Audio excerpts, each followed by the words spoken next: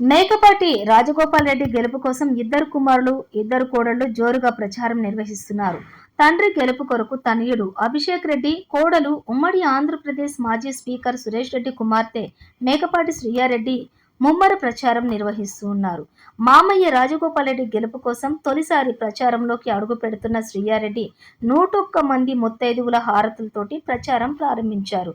మంచికి మారుపేరు, మాట ఇస్తే కట్టుబడే మామయ్యని గెలిపించండి, అభివృద్ధి బాధ్యతని మేము తీసుకుంటాము, ఉదయగిరి నియోజకవర్గం అభివృద్ధిలో అగ్రగామిగా నిలుపుతామని మేకపాటి శ్రీయారెడ్డి అన్నారు. గడప గడపకు తిరుగుతూ ప్రతి ఒక్కరితో మమేకమై ఓట్లను అభ్యర్థిస్తున్నారు. నాన్నని గెలిపించండి, అభివృద్ధి మా బాధ్యత, మీ ప్రతి కష్టంలో తోడుగా ఉంటాము, మేకపాటి రాజగోపాల్ రెడ్డి చిన్న కుమారుడు అభిషేక్ రెడ్డి అన్నారు.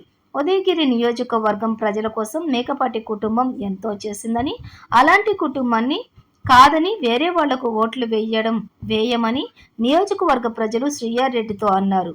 ఖచ్చితంగా మీ మామయ్య 40,000 మెజారిటీతోటి గెలుస్తారని ఈ సందర్భంగా మహిళలు హారతులతోటి స్వాగతం పలుకుతూ తెలిపారు.